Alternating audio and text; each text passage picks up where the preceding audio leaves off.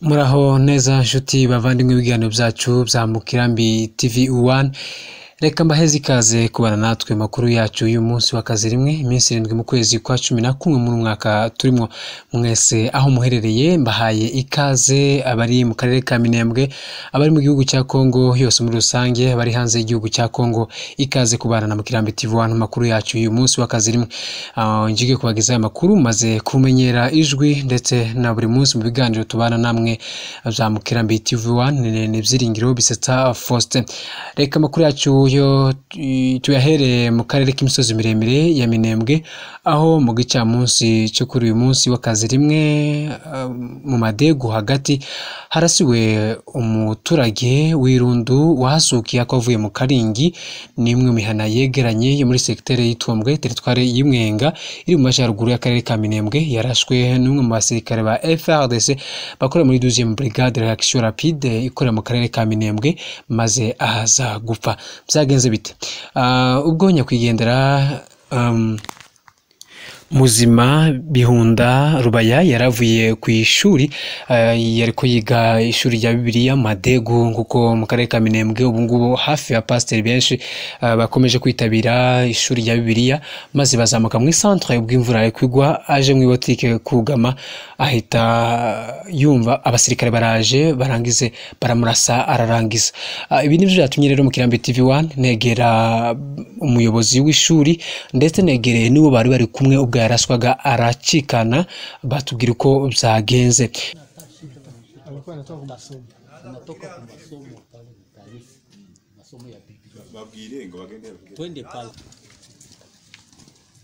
Tena tuko tunapenda tuone neno la mwisho la kubambia nyeba MONUSCO. So far we have just seen a dead body, and on top of it they would like to tell us something. Bo tunapenda societe civile njoo iko na neno yenye ataambia MONUSCO kwa hii kitendo yenye kilitendeka hapa, na tena mlituambia kama SK huyu mtu walimupiga kunyakuwa nini, tukawasema kama tutawaambia kama tunafika hapa. Asante. So this issue is upon the civil charge of civil society. We'll have a message to convey to MONUSCO, and I will tell you exactly what was the incident upon the issue. The civil society is around here. Tunapenda kwa patia habari ya mambo ambayo yamepitika leo mchana. So they would like to give you the proper message of what happened this day. Pastor Muzima ambaye ameuawa leo, Mr. Muzima is a pastor who has been killed today. Alikuwa ametoka kwenye shule hapo ngambo. He was coming from school. Okay. Aliingia nyumbani kwa kuegama mvua. So he got hide when it was raining on a certain house in the town. Alipoingia ndani, no, out, just followed him. Hapo ndani walikuta watu wengine. Inside the house they found more other people. Mkiwemo mwenyeji wa nyumba. The owner of the house was inside. Okay. Naye alikuwa ndani. He was inside. Wakatafuta kuwanyang'anya mali zao. So they wanted to get hold of their properties in the house. Wakati wakiwapatia vikapo wakiwanyoshea vikapo hivi. So by the time the FARDC was about to snatch their properties, the locals gave them their bags. Wakakamata telefoni, wakakamata na vikapo hapo wakamuua. So they took all the bags, they took the phones, and suddenly they have today. Hapa tunawatangazeni kama MONUSCO, kama watu ambao wanasimamia Umoja wa Mataifa hapa kwetu Minembwe. So they are telling you this thing as the representative of MONUSCO, United Nations in Minembwe. Uzuni yetu ni kwamba their concern is that a local personnel has been killed by someone who is supposed to give them security. So this is not the first forfeit. Hapo tarehe 9 mwezi wa 10 waliua mtoto hapa tena. So on 9th October, this is not the first incident. So somebody has been killed. Hizo mnajua? On 9th of October, so you know that. Yes. Idadi inaisha timia watu 10 na ambao wanauawa hapa wakiuawa na FARDC, hii 12e brigade ikiwa hapa. So the figure they have is about 10 persons killed those diseases. Tunaomba MONUSCO kitu kimoja, mtusaidie kitu kimoja tu. The only thing they ask from MONUSCO is ni kuomba hawa wanajeshi ambao wanatembea hivi watoke hapa Minembwe. So they want the replacement of these soldiers doing such a thing in Minembwe. Maisha yao na raia inashindikana. So the cohabitation between the local population and the 12th Brigade soldiers is not in good collaboration. Niyo kitu tu mtatusaidia, so kitu kimoja. The only one thing is the replacement of the 12th Brigade. Ninyi wenyewe mnaona FARDC haikufika hapa, tumewaita. Hawakufika, hawapo. As witness, Viongozi. we have just remarked there's no presence of FARDC soldiers. FARDC soldiers were called to come here, but they did not want to show up. Tumeita komanda brigade ambaye anapatikana hapa juu, Colonel Rugabisha. Colonel Rugabisha, the 12th Brigade commander, was called to come here. Tulimuita aje pamoja nanyi. So they wanted him to come along with us, but he did not respond. Lakini hakukuja. He did not respond positively. Anakataa. Kwa nini? So why did he refuse to come? Hivi anakataa kuja hapa, yani anakataa raia wa Minembwe. So as he has refused to show up here, it means he rejects the local population of Minembwe. Bora angeenda kutumikia fasi zingine. So it is better for him to go and work somewhere else, not in Minembwe. Asante sana kwa kufika. Thank you for your coming. All right. Tell him that we are now sitting in Goma and all, and we're extremely sad what just happened over here, and it should not have happened. Anasema kama kwa jina ya MONUSCO anasikitika sana kusikia kitendo kilipitikana. Message yako anaisikia, ataipeleka acquis de droit. Comme nous avons notre HQ à Uvira et à Goma, tout le monde sera au courant de ce qui se passe de votre desiderata. Sasa. Tunaweza kuongezea neno kidogo. So we want Kila mara wakati wanatuia watu sema tu. Wanadanganya eti wanatuonyesha maske, wanaleta mtu mmoja wanamrepresente asema yeye ndiye mwenye aliua. So there is this kind of situation is a tricky situation. Every time somebody they bring someone who's not the one who was the killer. Lakini tunajua kama ni program yao wote. So all what they know is the program behind all these incidents. Kuanzia kwa viongozi wao. So from their officers, the leaders, na askari wao and their soldiers. Ni mpango wao. So they have this program. Askari hawezi akajiamulisha kufanya kitendo. A regular soldier will not take a decision, such a decision himself. Wanatuia watu, hatujaona hata siku moja ambao wanafanya masanksio kwa hao askari wao ambao wanafanya. So since they have been doing such kind of incidents, none of the soldiers has been punished. Kwa hiyo hii brigade hatutaki. So as a matter of fact, they don't want to see this brigade. Tunaomba Umoja wa Mataifa mututetee, na sisi tutajitetea fasi zingine tukisema hii brigade itoke hapa Minembwe. Hatuna wasiliane nao tena sababu wanakuwa maadui wetu kutuua. So as MONUSCO representative of United Nations, they want you to they will know well to convey the same message so that this 12th Brigade gets out from here, since they don't want to collaborate and they don't want them to stay here. All right, I have all the sympathies for them. It, like I have said it earlier as well, that it should not have happened what just happened over here. And for now, those 3 individuals who are involved in this incident, they are under arrest and the investigation is under progress. But whatever they just said, whatever their demands are, it would be conveyed to the higher ups. Donc anapresente sympathie yake kwa ngambo yenu. Yote mnasema anaisikia. Alors notre hiérarchie sera au courant de vos desiderata. Waomba mtusikie mzuri, kesho mungoye, maiti kisha zikiwa mtafungula makazi zenu, lakini tunaomba watu wote mtusikilize na mfanye kitendo hicho. Asante sana. Turi mu karere ka Minembwe ndi Madegu amaze kuraswa umuntu umupastori, ndi kumwe yaravuye ku ishuri rya Bibiliya, ndi kumwe n'umwarimu wiwe atubwire uko byagenze ndetse nuko yakiriye n'inkuru. Okay, twiriranwe na pastor muzima, yari muzima rwose, nta nagasusuru yari afite.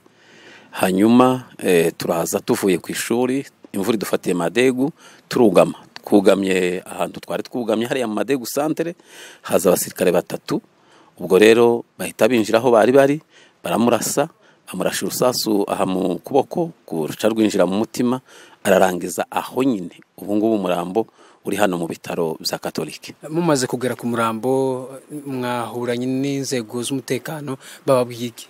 Okay, badusanze ariho duhagaze, haje umukoloneli umwe aravuga ati akeneye ko babonana n'umuryango wa bugufi wa pastor upfuye, babonane na ba chef loko, uko niko avuze. None ubu nyine basubiye kuzamuka. Abantu nyakwigendera rasiwe, turi kumwe n'abo barere kumwe, watubwira uko byagenze?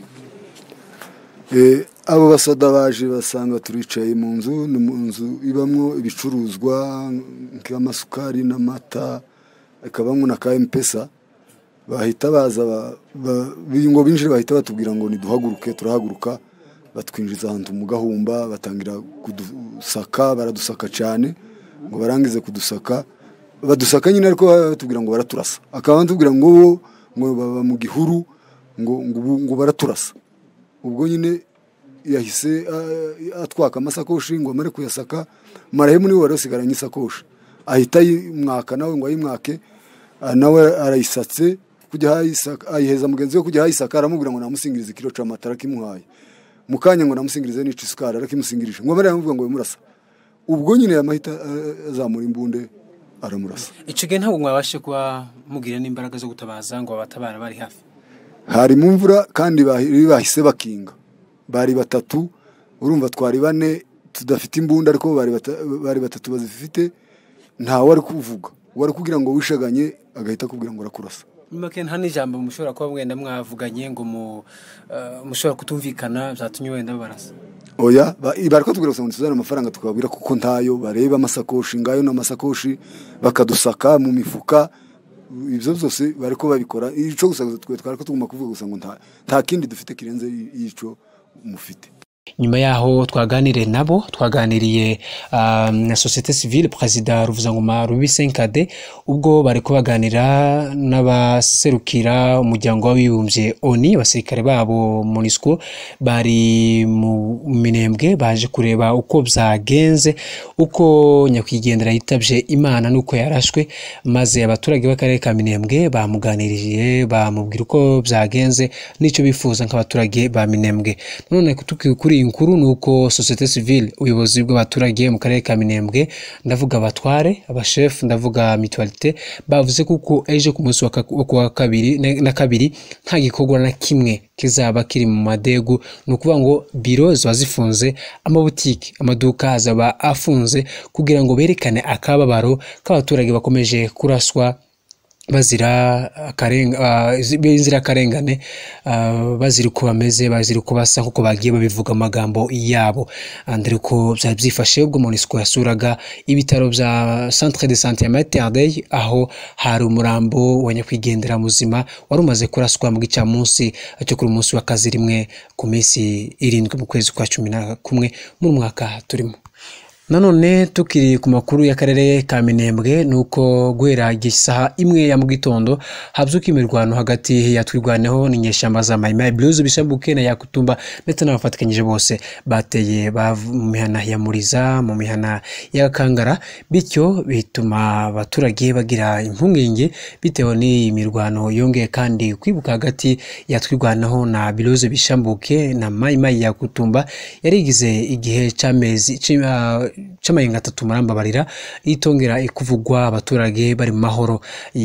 Nuko gusa nshobora kuvuga ko imirwano ntabwo twabashe kumenya uko byagenze, mbese imirwano abashobora kuba batakaje ubuzima haba ku ruhande rwa twirwaneho na Maimai, ariko kandi hagati ya Mukirambi TV1 tuba tuhibereye kugira ngo tubashe kuba dukurikirana iyi nkuru. N'imirwano yatangiye guhera igihe cy'isaha imwe kugeza gisaha cyane mugoroba ubwo imvura nyinshi yarwa. Nkivuze ku mvura yaguye mu karere ka Minembwe, nuko nubwo ari ukunguku bimeze, abaturage ba Minembwe batakaje umwe muri bo, ndetse n'imirwano ikaba yahavuzwe. Haguye imvura guhera igihe cy'isaha 6 kageza igihe cy'isaha 10 ubwo nyakwigendera yitabaga Imana.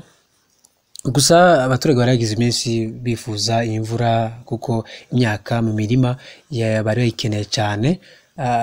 Yaguye Minembwe kandi yaguye ku bwinshi, abaturage bayishimiye nubwo bari mu bihe bitameze neza by'umutekano mukeya. Tukiri ku makuru y'akarere k'ibiyaga bigari, nuko kuri uyu munsi w'iposho hatanga ibiganiro hagati ya leta y'u Rwanda na leta ya Kongo. Leta y'u Rwanda bashinja gufatikanya n'umutwe wa M23 ugize igihe cy'amezi arenga 4 uri kugwana kuva mu kwezi kwa gatatu uri kurwana ni gisirikare ca FARDC ndetse ukaba umaze kwigarurira imijyi ibiri ikomeye cyane mu ntara ya Kivu y'Amajyaruguru, Kiwanja ndetse na Ruchuru centre, aho Kiwanja ndetse na Ruchuru centre bifashe cyane mu mujyi wa Goma, mu mujyi mukuru wa Kivu y'Amajyaruguru, ku biryo cyangwa se ku byo kurya bitandukanye. Nuko shuti bavandimwe, na makuru tubafitiye ani makuru dushobora kubasorezaho. Ese mu biganiro biri kubitegurwa mu kwezi kwa 11 by'i Nairobi bihuza imitwe yitwaje intwaro y'uburasirazuba bw'igihugu cya Kongo, harimo na twirwaneho yaserukiwe bushize na Ndakize Kamasa coordinateur, ese bazaje muri biganiro? Ese M23 bangiye ba mu biganiro, kwitabira ibiganiro by'ubushize bashobora kuyemerera? Ndetse ko M23 isaba leta ya Kongo kwemera ibiganiro, bakaganira bagashyira intwaro hasi, byari bimeze gute? Nge namwe rero tubirebere hafi, nzoba Mukirambi TV1 tuzakomeza tukwigana amakuru tuzabagezaho naho utaha. Murakoze cyane. Faustin mwabanye muri studio, reka shimire n'itsinda ryose gitanga amakuru rya Mukirambi TV1 aho baherereye, bakoze iki na kiriya kugira ngo tubashe kuba twabagezaho aya makuru. Reka mbashimire naho utaha.